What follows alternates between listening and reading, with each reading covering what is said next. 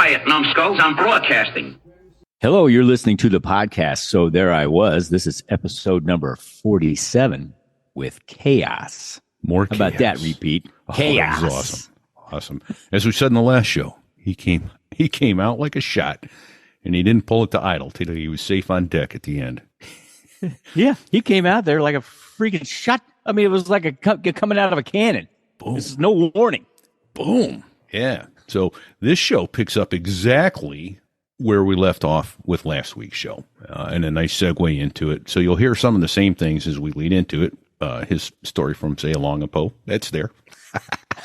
But he quickly cuts that off. I want to hear the rest of that one. I do want to hear that. I don't think he wants that recorded. No, I don't think that's safe for public consumption. Good. I could be wrong. So, and then, folks, I hope you'll bear with us on this one. The internet was really chewing us up near the end of this show, and so the sound is a little bit rough, but I think we managed to salvage a bunch of the good stuff, and hope you'll enjoy it as well. But he talks about his decision to get into the airshow circuit, why the Yak 3 wasn't the best choice to do that. For some reason, it wasn't a big crowd pleaser. No, he said he'd get 50 hours before he had another major mechanical, and he said the engineering was such that every part had 3 bolts and you could get to 2 of them. That's right. Only the 2. That's right. Couldn't get that part off no matter what. So, and then talked about owning the Harrier.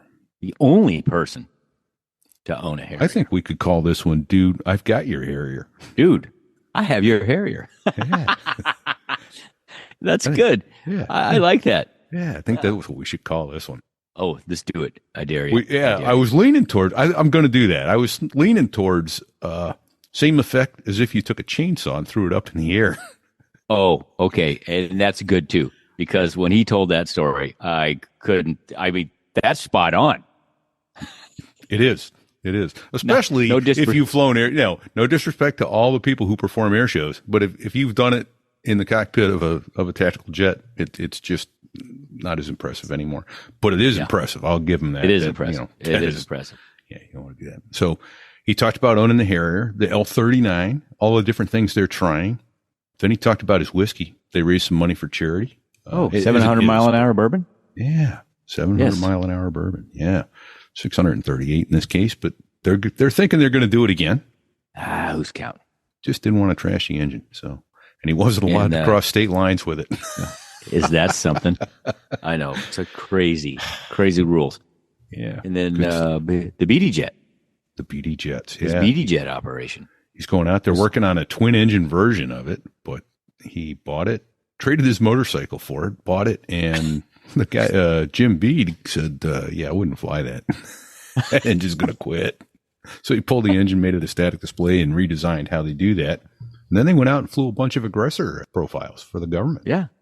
It is kind of cool, all except for I put myself in that. I think being out over the water at 100 feet, 25 miles out in a little single engine jet that nobody can see anyway. Yeah, but at least you've got an ejection. Oh, wait a minute. Ooh. Yeah, no. Well, he's got a lot of energy, and he never slows down, and there's never a dull point. No, not at all. So this was a fun one. Before we get into it, if you'll indulge me, folks, we got a letter from listener Earl a few weeks back, and I made a posting on it, and that is linked on our website. It's actually between episodes 44 and 43 on our website. So if you go to setthereiwas.us, Earl's email will be up there, also with the article from Hawaii and from the Memphis paper. So some interesting stuff there. So if you'll indulge me, I'll read that now. Earl writes and tells us why he listens and honors his father, Marine pilot Ken McCoy. I want to say that you guys have a great podcast going. We love hearing that. Yours is by far my favorite podcast. I listen to many military aviation-related podcasts, and yours is the most fun. My father was a Marine aviator. He was a NAVCAD in 1954, and once he got his wings as an ensign in the Navy, they offered him a transfer to the Marine Reserves as a second lieutenant. He went to the basic school at some point after. He did primary in the SNJ at Whiting Field, formation at Sofley Field, FCLPs at Barron Field, and carrier qualled on the USS Saipan in the SNJ. Wow, that was cool. He was in the first group that got to fly the new, at the time, T-28B Trojan during instrument training at Corey Field, and he went on to fly T-33 jets in primary jet training and the F-9F Panther in advanced jet training at Sherman Field. He flew everything from SNBs, which was the old twin-tailed Beechcraft, C-47, C-54. He also trained for helicopters and flew the H-19 and H-34 helicopters. In the 60s, he got requalified in jets in the TF-9F Cougar and transferred from MCAS El Toro to MCAS Kaneohe Bay, joining the VMA 212 Devil Cats, flying the A-4B Skyhawk. You probably know them now, 212 that is, as the Lancers. When they transitioned to the F-8 Crusader, they became VMFA 212 Lancers, as the Lancer went better with the medieval theme of the Crusader. My dad ejected from an A-4 in 1963, and due to a couple of other A-4 mishaps, all related to maintenance, Dad requested to go back to helicopters and join HMM-161 Greyhawks. He went to Vietnam in 1965, flying the H-34 with HMM-161, and at the time they were known as the Pineapple Squadron due to their Hawaiian home. Dad always regretted not flying an afterburning jet, but said he was never more proud of serving the grunts on the ground than with the helicopters. This is one of the reasons I love your podcast, because the stories and hijinks of the Marines remind me of the stories he used to tell me. I love the podcast because you are getting these stories and history told. Dad passed away back in 2012, and I regret that I didn't record some of his stories. And I wish he could have done a podcast like yours. He retired in Pensacola in 1968 due to back issues from the ejection, and from late 1966 to 1968, he was land survival instructor at NAS Pensacola. You may remember the old PBY Catalina that they have in the land survival building, where half of the fuselage was outside the building and the other half was inside the building with cutaways. It is now in the Naval Aviation Museum.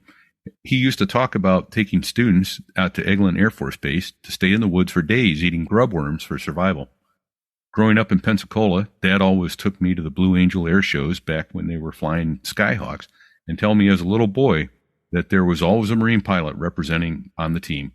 I'm a huge fan of the Blue Angels, and I loved the Lawman episodes and cracked up at the walkdown hijinks. I also loved the trivia like Hammond and Beer Can Width.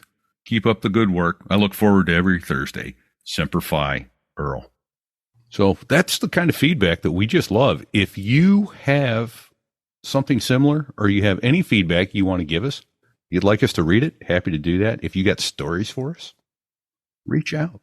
We've already had multiple listeners record awesome stories. You could be next. Insert your name here. So, Fig, take us to where we all want to be. Let's go. And don't sit on the ejection seat handle. Don't do it. I heard it that time. I did too. This here is a true story about crossing the pond at night in the world's smallest cockpit on the tanker through the weather. Oh, and to the tanker crew who did that, thanks a lot. We really appreciated that. You don't mean it. I'm just kidding. No, I'm not.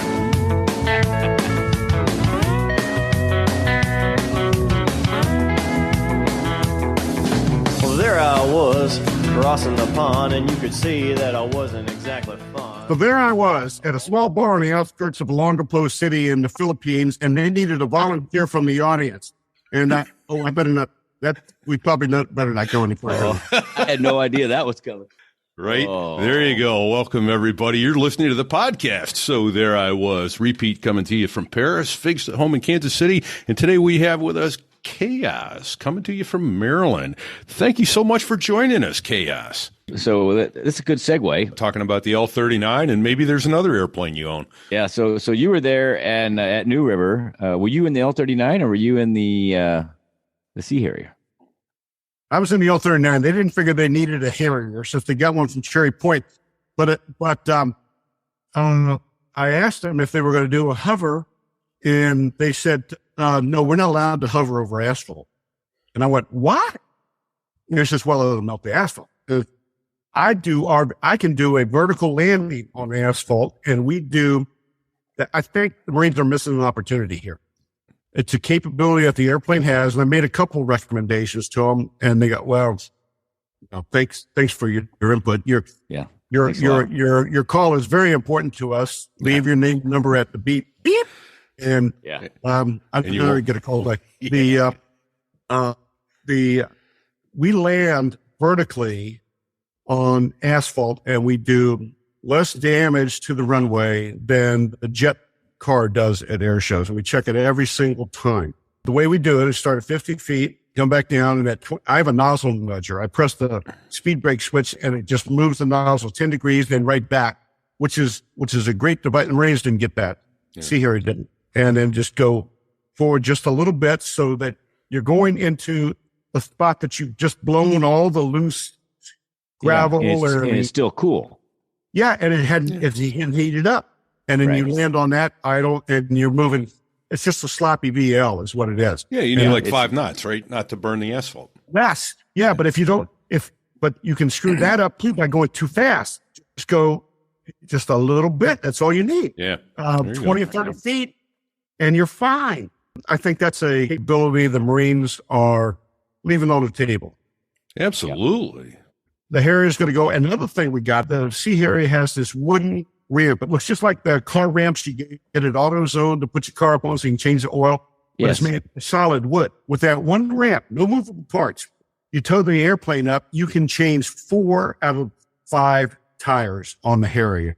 You just put it up there, and one of the outriggers is up. You don't really have to jack the whole airplane. You can change that outrigger in 5 minutes.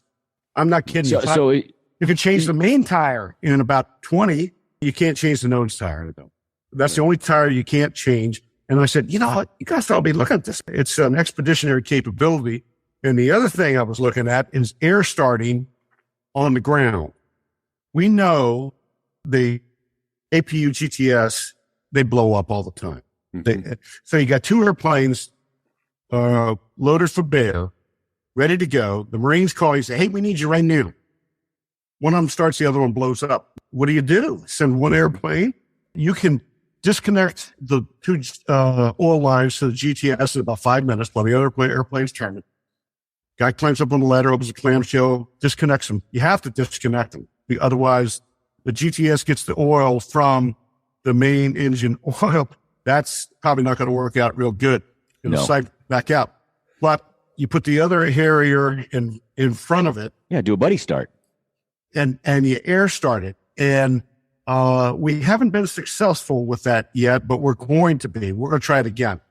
We did with the L-39. The intake lines up almost perfectly, and the ground crew says, well, you might do this, you might do this.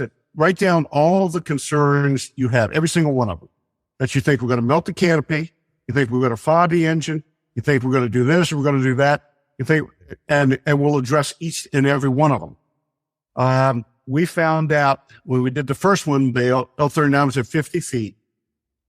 And I said, I got enough RPM. I didn't attempt to start. I said, I got enough RPM. I got hydraulic pressure. It's turning the LP section. It's turning the HP section. Okay. And the maintenance guy climbs up on the a ladder, touches the he said, the canopy is cooler now than it was before. It's been sitting out in the sun. Okay. Is there any fire in there? No, because we swept everything clean. Okay, so we moved it back to about 8 feet away. And so now we're going to attempt to start. We got the L-39 at 80%. We figured that because the Harrier will air start at 200 knots. That's the slowest we ever tested. It might start more than that, but 200 knots, we know it'll start. So at an L-39 at 200 knots, it's doing about 80% RPM. Let's go to 80% RPM. That Newton thing, air coming out the back of the jet is the same speed as the jet going. So let's try that. I got RPM and I got light off. And it got to a hot start, so I shut it down. And then we thought about it. And I think the technique is you put the airplane in front of it, disconnect oil lines. Put the L-39 or any other airplane in front of it. You shut it down to hot start, but don't abandon the start. Let the inertia keep spinning the stuff. And when the temperature drops 50, 60 degrees, go give it some gas again and let it start. And And I understand F4s will start that way. T2s will start that way.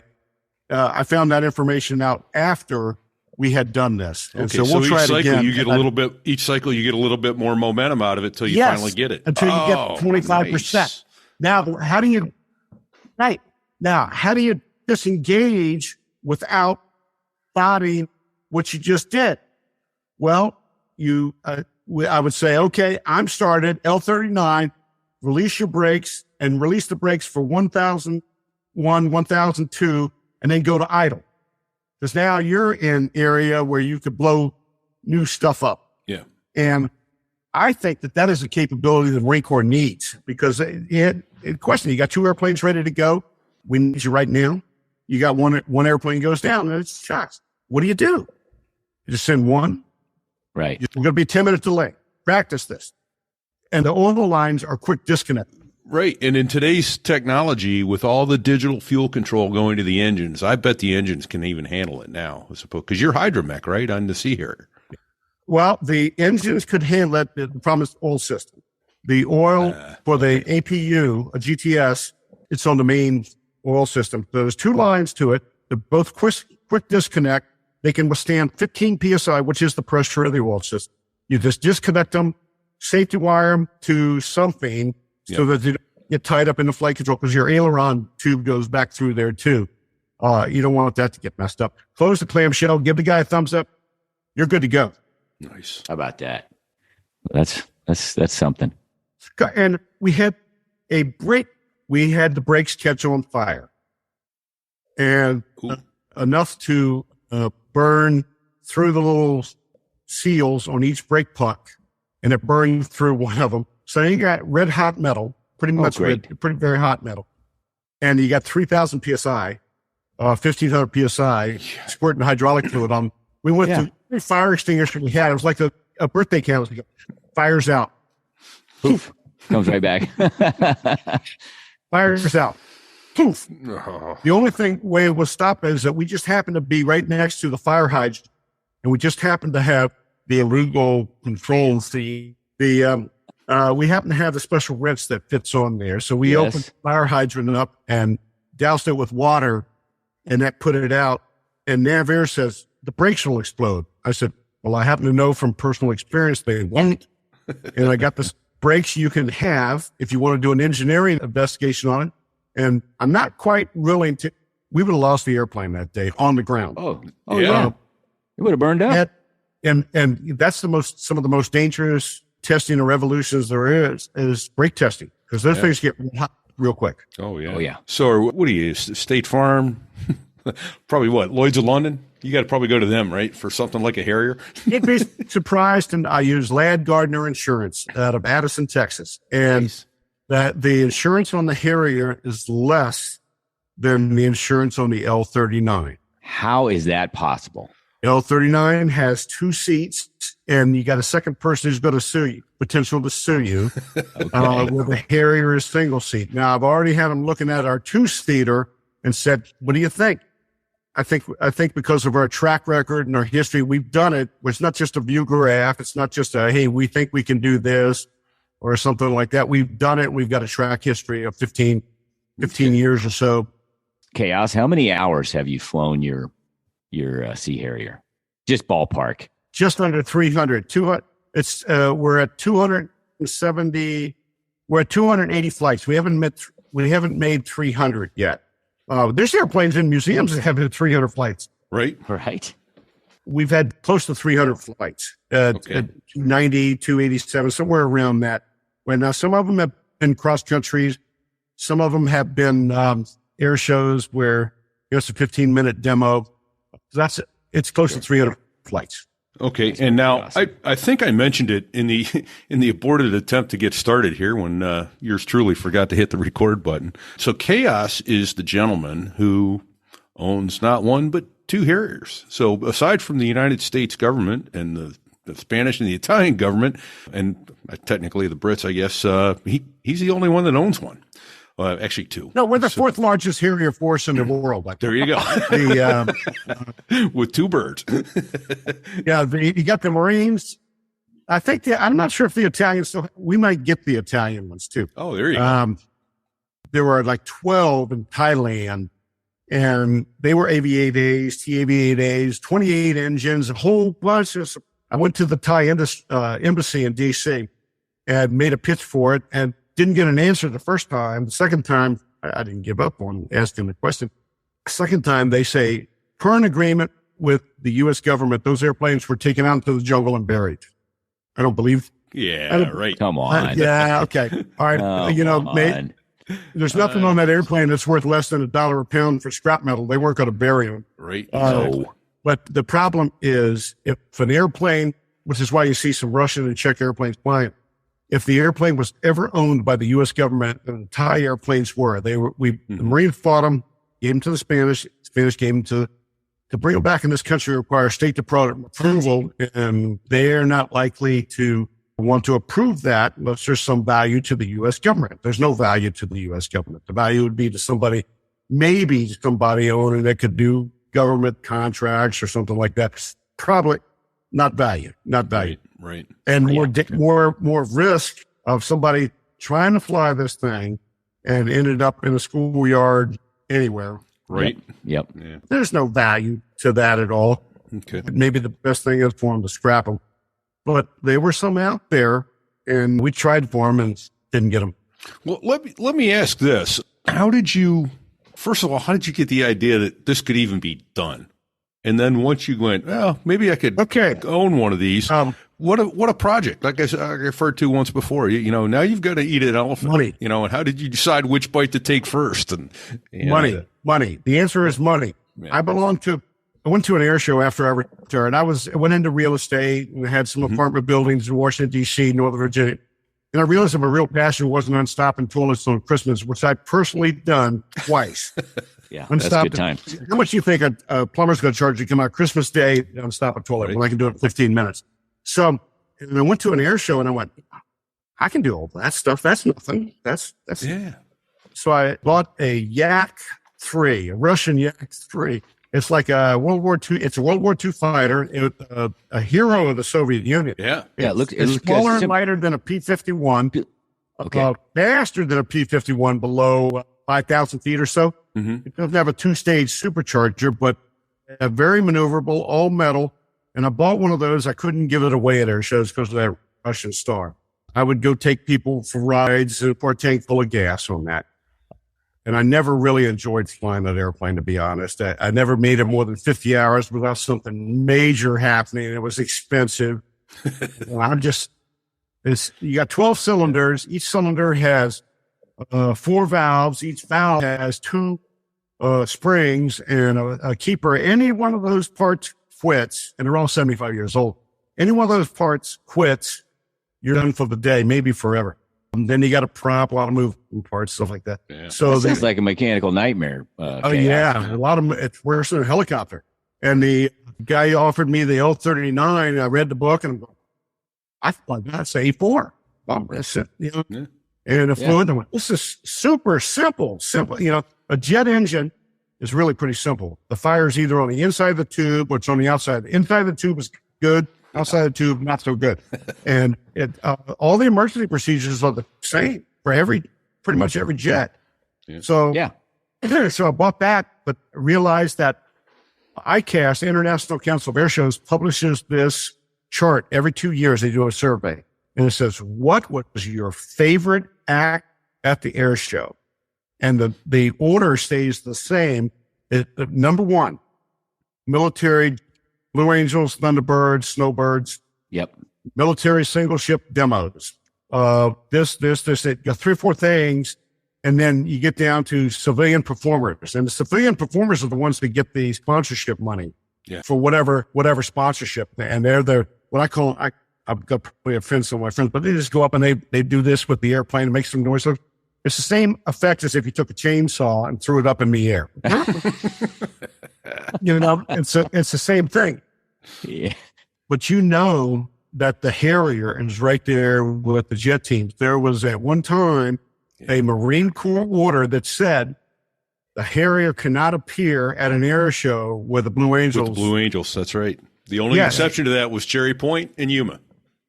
Yep. And you know why? Because we were based there. Now, the crowd started leaving after the Harrier flew. They would start heading for the doors. They came there to see the Harrier. I called headquarters Marine Corps when I was thinking about this. I said, I got a car dealership I'm getting ready to open up next week. Can I get a Harrier demo there? And he goes, no, you can't get a Harrier demo. It's official. You got to put the thing in here. You got to do that. Right. And we started chatting a little bit. I says, how many requests do you get a year for Harrier? He says, I got 3 a day. You're number 2 for the day. I'm going to get another one before the day's over. Then I found out how many requests the Thunderbirds get. The Harrier gets more requests they did at the time than the Thunderbirds and the Blue Angels put together. And I said, this is an opportunity. You can't buy one. You can't sponsor one. But I said, if we could get 1 or 2 of these airplanes and we could fly them, we could charge pretty much whatever we want. And we are probably the highest fee any air show act. I take 6 to 9 people on 6 to 9 rogues, take a trailer with a truck that's got tires, jacks, APU, spares, toolbox, tow bar, which is close to 20 feet long. All that stuff there, that has to drive and a crew to drive that 2 days to go anywhere.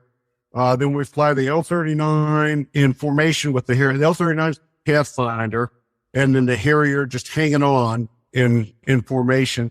So we're a big package. I still think we're underpriced because not our air shows can't afford it. We can't compete with free.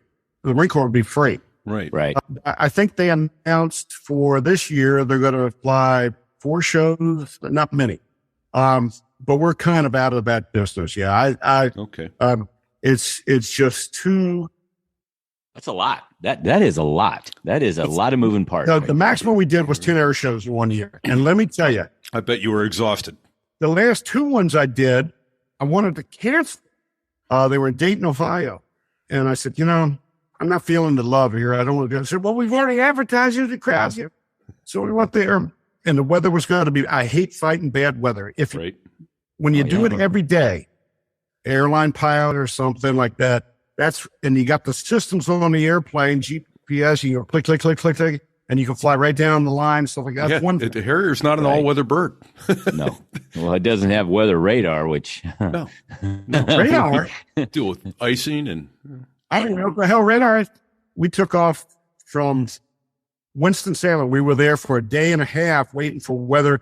They were saying, you're clear above 5,000 feet, but it was kind of low. So we found an airplane landed and they said, yeah, you're clear above 5,000 feet. And we went, okay. So we launched off. They wouldn't let us take off in a section. L-39 takes off. 3 minutes. They held me for 3 minutes. I take off. I'm expecting to do a climb to the cloud to 5,000 feet. 6, 7, 8, 9, 10, 11, 12. I'm still in the clouds. Oh, now come on. I got vertigo. And the guy gives me a left 270 turn to go 30 or 40 degrees to the right. And I said, I'm having trouble controlling this airplane here. It's an antique pilot, an antique airplane. Why'd you turn me left? He says, you're not in my airspace. Okay. I was still IFR, IMC. Instrument meteorological conditions. He's in the clouds. I'm in the clouds. I'm looking at the gauges, and some of them are not quite matching up. And I finally, I'm in between the cloud layers now, and I can see. And my things are getting better. The airplane's getting better.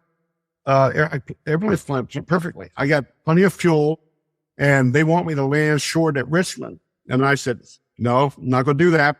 I said, my forecast weather at my home base is 5,800, overcast 5,800 feet, clear below, be far below. And I said, I know the surrounding area better than I know Richmond. Airplane's flying fine. It's me that's the problem. I'm getting better by the minute. I don't know Richmond, and I don't know Chesterfield. I don't know that area. Right. I don't know the frequency. I got everything memorized, my home place there, and I got Pax River if I need to. 15,000 feet of runway or so. So I landed, and they went back and listened to the tapes, and the air traffic controller did me no favors. He could have done a lot better job. Had I made that mistake, as a pilot, I lost my license. Wow. Yeah. So I was glad to be on the ground. I'm getting to the point now that I don't need to prove anything to anybody. I've done it. It's time to pass it on to somebody else. And I can teach them. I'm legal to sign them off with a check ride, and I can get them a check ride. Mm-hmm. And that's kind of the plan forward. Nice. Well, I'll tell you what, I appreciate what you've done to continue the legacy of that airplane, even though they're still active duty for a limited time. How are they going to be active, you think? We're down to 2 How long do you think squadrons, they're going right? to still be active? Yeah, maybe 2 more years, in my humble opinion. Maybe. Yeah, we're down to just 2 squadrons now. Yeah. Yeah. Well, I was contacted. We did you might have seen the not Netflix. Is it about the guy who tried to get Pepsi to give him his jet? Yeah. Well, I got where's my Harrier? jet. I own the actual jets in my hangar. That was that part of that. And Apple contacted me and said, we want to do this thing on the Harrier. I said, okay. So I signed a non-disclosure with them and did a day of flying and did a day of taxiing for the 2 guys that were actually involved in that. And they made a documentary. I saw that. Yeah, it's actually pretty good. Okay, that's the wrong guy. No, that's not the right guy. Those guys called me that you saw that's published and said, hey, we want to do this. And I said, yeah, I think we're already doing that. Name's different.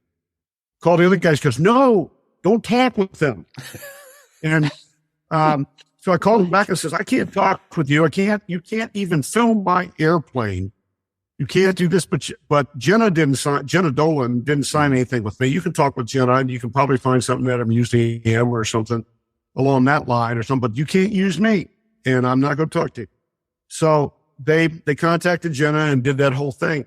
Well, the guys that were involved with the deal for the airplane with Pepsi, I've known for several years.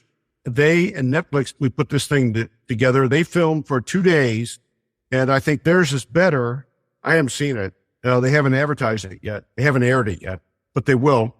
And it should air soon, but I think they're going to turn that into a movie, and they're going to use some of the film footage of me flying in that movie. And I said, well, I've got everything. I got airplanes in pieces. I got engines on stands. I got APUs. I got brake parts. I got wheels, tires, everything that you could use to show somebody taking the parts, putting them together to an airplane. So that may happen. Let's see. Okay. Right. So you're looking at getting out of that business and you're transitioning to, you mentioned something about some special bourbon you might have your hands on these days. There's a retired Navy admiral that has a distillery here, a Tobacco Barn Distillery. Bourbon was actually the drink we know today as bourbon, okay, which is a corn grain-based liquor, whiskey, was first distilled in Southern Maryland, 1634, somewhere around that time frame. Okay. And all those families, the Beams and whatnot, migrated from St. Mary's to Kentucky in search of better water and freedom. And so they went there, and that was in Bourbon County. And to avoid taxes on corn, they distilled it and they shipped it down to New Orleans. And that's where it had bourbon stamped on the barrel. But it was first brewed here. And he had some rum that was aged aboard the USS Constellation in Baltimore Harbor. He got a special permit to hand carry the 30-gallon barrels. Couldn't use any modern equipment. Hand carry it up the gangplank, down in the hold, and it sat there on the Constellation for 2 years. Okay. And then they sold that as Constellation rum. And I saw him at an event. I said, hey, we got to fly some in the Harrier and call it 700-mile-an-hour bourbon. And he thought that was a good idea. So that planted the seed. And what we did was we took 290-gallon drop tanks, which I wasn't going to use anymore, and we re-engineered, took all the guts out and re-engineered place to wedge 2 30-gallon barrels, one in the front, one in the back of each of those drop tanks. So we had 420 gallons. And I put it in a flight test program to do the takeoff, the handling qualities, make sure I could land, all that stuff through the flight test, get the weights representative of what we were going to do. And then we flew the Bourbon, we didn't hit 700 miles an hour only because this airplane will easily do 700 miles an hour. It's not even a question. I had this much more throttle left. I could have gone like that and done it. Yeah. My plan was to go up to 5,000 feet, set max continuous, which is what I set, dive down from 5,000, go to about 200 feet. And I had a track approved by the FAA, and I could have easily done it. But we had a 2,500 foot overcast that day. And Joe Anderson was my LSO. He says, "You're not going to burn up your engine for this stunt. They're not going to know how fast you're going anyway." And I went, "Yeah, you're right. I'm not going to do that." But with ADSB, we knew exactly how fast I was going. And GPS, I think it was 638 or something. I said, "Well, that's fine." But the biggest thing was the vibration of that Rolls-Royce Pegasus engine is 150 decibels or something like that. And the vibration right next to that drop tank, you've got this wooden barrel. It's got char on the inside, and you got the alcohol in there, and it just shakes it like this. And it did the equivalent of aging it, and it was all for charity for the Semper Fi Fund, and I think they raised $60,000 or something like that. A great amount of money for a good cause, and I said, since we didn't hit 700, we could try it again. Oh, outstanding. That's great. So maybe, the hard part for me was done. In fact, we got interviewed by the comptroller Maryland. He says, "You can take off from Maryland. You can't travel into Virginia." I said, "We're not going to Virginia." And they landed at the same place. And then as soon as I landed, we had to, because it's ATF, we had ATF, FAA, everybody involved, except for the Future Farmers of America. They didn't really care. Oh my gosh. Right. Of course. Yeah. They didn't care. Jeez. We had all kinds of agencies involved in this, and we had to shoehorn this in so it fit with that. Right after we landed, we could not leave that bourbon in the drop tanks in the hangar. We had to download them, immediately put them on a trailer, and get them back to the distillation point that had the license. We didn't have the license here at the airport. So there you that go. is just insane. Your government right. working for you. Yeah, thanks. Thanks a lot. Oh, thanks a lot, man. fellas. So how would one go about getting a bottle of this? Is there any more available? Or is it all been Tobacco sold? Barn Distillery, I think they have a few more bottles, but you have to pick them up in Maryland. We can't ship them. Yeah. I've got a Marine Corps buddy of mine, one-on-one. He's living in Japan. I can't ship it to him. I can't legally do it. Yeah. And I don't know how they ship wine, but we can't ship this. And there's a special license we don't have. But if you come to Maryland, he's got a bottle or two left. He doesn't have many. Okay. That's pretty high speed. And I understand it's not bad. I bought a couple of cases and I gave them to friends and associates and stuff like that. Nice. Very cool. Well, and a second run would be awesome then. Chaos, when we were all together there last April for the reunion, our anniversary, I guess. You were telling us about this operation that you had started with BD jets and flying profiles. Is that still the BD5s? I held a world's record for the world's smallest rideable bicycle one time, and a guy called me up and said, "Hey, would you like to buy the world's smallest jet?" And I had a Harley Davidson motorcycle. I just had a knee replacement. I had a tough time riding it. Couldn't put my leg down, with that. Yeah. And I said, yeah. So I traded the motorcycle for the actual jet that held the world's record. Turns out, I think he falsified the records. Nobody believes he ever flew it because he weighs about 250 pounds. Couldn't fit in the damn thing. And the engine had 180 pounds of thrust. And Jim B himself, I asked him, he says, "Yeah, I know the airplane. I'm not concerned about the structure because the guy who built it in Australia modified the structure. I'm not concerned about that. I'm concerned about that damn piece of shit engine you got. It's going to quit on you. There's no way to get an air start because it's a compressed air start. Okay. The engine's in a plenum and there's not enough air flow going through to spin it. You need an electric starter like an F-86 to start it. Get rid of the engine." Next day, I took the engine out. And I used that airplane for static display to show the size of it and whatnot. Then I got a call from Bob Bishop, who founded Aerial Productions International. They did air shows at first with the Coors Light Silver Bullets. They had those two airplanes. Right. The government came to them and said, "We need to talk." Because of the design of the airplane with metal and the engine being internal to the fuselage, they have a very low radar cross section. The actual number is classified. And I do have a clearance, but I don't know what the number is. But for unclassified purposes, the number is about this big, about a dinner plate. That's unclassified. Wow. But because it's got a man in the cockpit, you can fly anywhere the FAA says you can fly an airplane.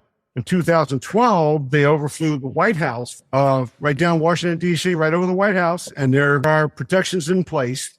That's the most highly defended airspace probably in the world. Got whizzes on top of whizzes. Yeah. Yeah. And he's in his late 70s and says, I don't know what happened. 2012, we had gangbuster business. Then it kind of dropped off. I don't know what happened. There's something else out there that's better, cheaper, quicker, whatever. I don't know. But I don't know any admirals, don't know any generals. And I said, I do know a few. I don't think they like me very much, but I do know a few, and I'll take it on. So I bought his company. We've got 4 flying jets with an antique engine. We're looking for new engines. I think we found it. Okay. We've got 5 airplanes now, 23 kits. We're working on a twin engine model. Several of our customers have expressed we want something to go faster. Okay. I think we can do that. And they want us to be fully night capable. I think we can do that. But basically, we simulate cruise missiles. We're certified by the Defense Intelligence Agency as a Type 1 cruise missile surrogate, and we can fly just about anywhere, and we can operate from just about anywhere. We don't like to fly out of a big airport. We got to get service delivery. You got to get your weather. Yeah. We want to take a non-towered airfield, take off, go fly, go do, come back and land. So I took over the company, and I think we're taking it to the next step with a twin engine model. We've done some basic fit things that won't change our radar cross section much, and we can be more valuable. We flew for MOTS, Marine Air Weapons Tactics, Air Warfare Tactics, Squadron 1 and Yuma, twice a year for years, and then we stopped. I don't know why we stopped. I suspect I got some reasons, I think, why we stopped. It wasn't because we couldn't perform or anything. I think that they had difficulty working with something that small. Gotcha. So it was, you guys were so the airplanes were for red air or just the threats in general? Just threats in general. Close to Washington, D.C. here, the Chesapeake Bay is very close to Washington, and some threats could operate out of coming up the bay. This is probably not, this is probably best for some other scenario. Okay. So give me give us the dimensions of one of these little BD 12 jets. feet long, 17 foot wingspan. The total height at the top of the tail is 5.5 feet. When you're sitting in the cockpit, it's a go-kart. You are lower to the ground than you are sitting in that chair right now where you are. In fact, I use that as the simulator. This is about the right height to start the flare. When you're, when you can see the texture of the runway out of peripheral vision, that's about the right time to flare. And the way I do it, I'm a little heavier than the average pilot. The average, the limiting thing is actually foot size. You can't get a 9.5 foot is the maximum. 10 foot. Size 10 foot won't fit in there. You're up against the instrument panel in the front. It's tiny, and there's no place to put you. This is the canopy around my head. That's how much room you got. Wow, 3-4 inches either side. I flew a mission coming up 2 years ago, over the Gulf of Mexico for Leonardo Labs. 22 miles out over the Gulf of Mexico, dropped down to 500 feet. They couldn't see me on the way out, and so I had to do some turns. Say, "Oh, we got you now. We know where to look." Okay. Yeah, I come in, drop down to 500 feet. We lost you. Okay, abort. That's the value of having a man in the cockpit. Something's not going right. Talk to him, and we had a relay, safety officer in a van there, and he could talk with a cell phone if you needed to. So starting at 1,000, let's change the test plan. What do we need to do to change the test plan? I said, well, you say, Art, we need to change the test. And that's what we have to do. And so they had me flying 1,000 feet and do a climb and descent. until they said, we got you, lost. Got you, lost. And determined that the altitude was about 800 feet. So toward the beach at 800 feet. And they said, there's a tree. It's a land-based radar, and they couldn't in the lab, and there's a tree's blocking it. They sent somebody up with a chainsaw. They cut the tree down while I'm airborne. Oh my gosh. And I said, we need to change the azimuth. And I got a EFS this big in the airplane. And I go, I don't know how to do that. And my safety officer, Pete McNall, Marine, HMX-1 pilot, says, this is how you do it. You go flight plan, waypoint 1, enter, go there, go to that waypoint, turn directly north, go for 15 seconds, and then turn inbound to the target. I can do that. Okay. So flew in to the alternate heading that they wanted me to fly in. And they got the data they wanted. But let me tell you, 22 miles out over the Gulf of Mexico in a go-kart. Do you have flotation device just in case? I did, and I had sea dye markers and a whole bunch of stuff that they could find what was left of me. Oh my gosh! At the end of it, but they've also wanted us to do an operation in Alaska. We had no heat. We're the reverse cozy. We got the heat on the inside, and the aluminum skin on the outside. They said we need you to operate at -5. Give us a matrix every 5 degrees to 0 and then -5, and we were going, well, we'll try it. We can do that. All the guys that fly for us are retired tactical pilots, military people, can do attitude. My job to try to throttle them back just a little bit. And I said, well, we'll have orange parachutes. We'll paint the airplanes orange. Since the color of the airplane is not important in Alaska in, -5 degree, it might be important to our recovery. We'll paint the airplanes orange flight suits, orange this, reflective that, and we'll have SAR airborne. If we have a 50-mile run-in, we'll have SAR midway watching us on flight aware so they know where we are. If something happens, they're on it real quick. And we came up with a matrix of what we can do and how long we can do. We did an operation attacking. Let me just say that.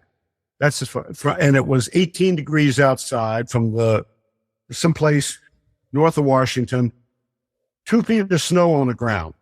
And I had 2 pilots flying. I was the safety officer in a parka, and we're monitoring the mission by the second, but there's part of it that we're calm out. So I've got a little stopwatch up there on the wall of when I should be talking to them. And if I'm not talking to them, I'm calling 911. Hey, we got somebody out there. We got to go find them. And it's a team effort. They should be talking to me right about now. Click, click, click. And it comes down 18 degrees at 2 pilots. One guy was portly. And he had 3 layers of clothes on. He's like a little sea otter over the coast of California, laying on his back, eating clams and stuff like that. Just happy as he can be. He goes, I'm fine. We had a skinny guy. Yeah. He was the emergency when he landed. So I can't feel my fingers, can't feel my toes. Got him out of the airplane, had the paddles truck, the heat going full blast. I threw my parka on him, got him in there, and got blood going back to his fingers and stuff like this. Says, well, we got to bracket this. We got to figure out how to do this. So we have electric gloves, electric vest, electric socks. What a mess. Yeah. And I think we can do this. We're trying to figure out how much heat we can get out of a 100-watt light bulb, because I think we can get enough to heat the whole cockpit if we do it right. We just got to figure out how to drive. We've got some things we got to figure out, but I think we can do it. But it's important to let me see how I can address this. Other things they're looking at other than RCS. Okay. And which is called radar, which is an acronym for radar. Radar cross section. Other things other than radar. Yeah. Nice. And we're the only ones that can do it. Hey, what's the when you're flying a little BD jet? How much fuel are you carrying? 51 gallons. And let me tell you, if you put a 55-gallon drum next to the airplane, it says All Never of it, the believe it. 4 gallons is going to go in that airplane. Yeah, you don't know. You are crazy. There is no way. The wings are, and when I did my training and the guy signed me off, the hardest thing, there were 2 hard things. First of all, getting the gear down for me, because there's no room to move. And I have to go, everybody was kung fu fighting, and go, get that gear down real quick. Some people don't have a problem with it. I did. And you can't get hung up in the middle. And the second is a no flap landing that you have to do for the check ride. I don't know why, because I don't think the flaps ever fail, but it's Flap's mechanical, right? You can't see. Your head's like this. You go, and then the nose is up here, and you're going, all I'm doing is flying airspeed and trying to land on that airplane. Oh, my Land God. on that runway. Other than that, it flies like a glider, like a fighter, Nice. and it flies like 3 different airplanes. Engine out flies like a glider. I mean, it's 17-to-1 glide ratio. Oh my God. And so yeah, let's say you had to set it down. What's the thing land at? Kaos. 65 knots. And we one of the guys on the check ride had an engine failure on the go around and had to set it back down on the runway, gear up. Oh, Well, yeah, it's kind of embarrassing. Old gray airplane, you can't see it on the runway. You cannot see these airplanes 2,000 feet away. We flew a mission in Gila Bend, Arizona, 5 airplanes against F-16s. And the last time you saw anybody else in the flight was after they had 3-second go on the runway, 1,001 with up to 3 go. yeah. That's the last time you saw them. Never saw them. You can't see. The combat spread doesn't work. The rendezvous doesn't work. We had to come up with new procedures how to do that, operating that. You cannot see anybody else. Well, Oh my gosh, the, that's terrifying, especially when you're trying to the join airplane up. lands on a runway. The Navy SEALs are, it's Marana Airport near Arizona, between Phoenix and Tucson. That's where we like to operate out of. Non-towers, 7,000 feet of runway. There's nothing out there really. Really, there's nothing. And the guy has gear up. He's in a runway, gray airplane, landing in the middle of a gray runway. You can't see it. So we closed the runway, had Pavel's truck out there flashing lights. The SEALs were taking their lunch break. So I go over and get 3 or 4 of these beefarillos.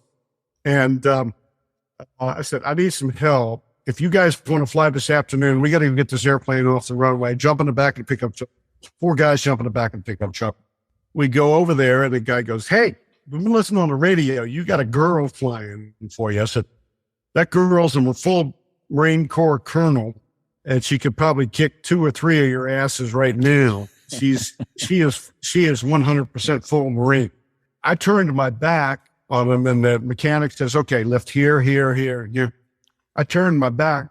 They lifted the airplane up, lowered the gear. He started up and taxied back. I wish I had filmed that, and the evaluator goes, no, you don't. Oh my gosh. Right? No. Let's talk. Yeah, he handled the real emergency better than the simulated emergency. I was going to give him one in the next go around. And so maybe that's all we need to say about that. But the airplane only weighed 500 pounds. We had 4 guys lifted up, click, click, click, and the gear comes down like a switchblade. And we had a engine controller, little electronic box, size of a pack of cigarettes, failed. But it got it started up enough that he could taxi it back. We downloaded all the data, determined what the problem was, changed that one little part, airplane. Yep. Actually, didn't do any real damage to the airplane by landing gear up.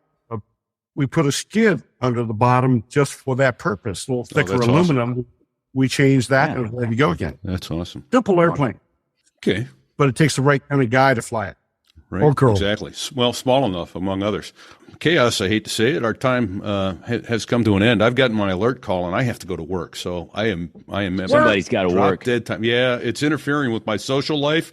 A 4-letter word in K? I got to tell you, it's interfering with my social life. I am not the least bit happy about it, but it's how we roll around here. So our friends, the Well, it was a pleasure. Yeah, A pleasure. it was And for us as well. Thank you for having me. Chaos, thank you for your service, number one. And God amen. bless the United States Marine Corps. Correct. Yeah, indeed. And Thanks. thank you. You guys have a good day. Thank you. And thanks, Art. The first thing I'm going to do is mention that Fig and I lost a squadron mate yesterday. We want to send our prayers and our thoughts out to Joan Pascal. Our squadron mate, Bo Pascal, passed away. We were told of a heart attack yesterday afternoon. We have heavy hearts this week, and we'll keep Bo and Joan in our thoughts and prayers this week. I will make an effort to attend the funeral if I can do so once we get that information. You hear in the background our friends, the Dos Gringos, the guys that give the Air Force a good name. Thank you to them for letting us use their music. Thanks to Dave Hamilton. Yeah, absolutely. Thank you, Dave. Thanks to Dave over at Mac Geek Gab. Thanks also to Robin's Bird Brain Designs, our sponsor. You need something etched, personalized gift for somebody, reach out to robinsbirdbraindesigns.com. You can follow us on sothereiwas.us/rumble, sothereiwas.us/Facebook. You can email us, repeat@sothereiwas.us or big@sothereiwas.us.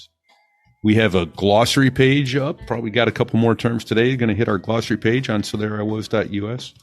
But in the meantime, until next week, everybody, stay safe and Jack 6.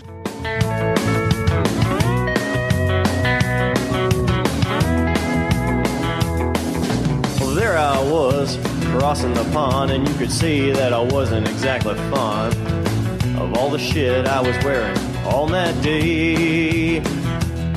Now an F-16 is cramped enough, but it's even worse with all that stuff supposed to save your life. But we knew there was no way. Cause when you're going down the North Atlantic, man, it's over. like the song says, It's over.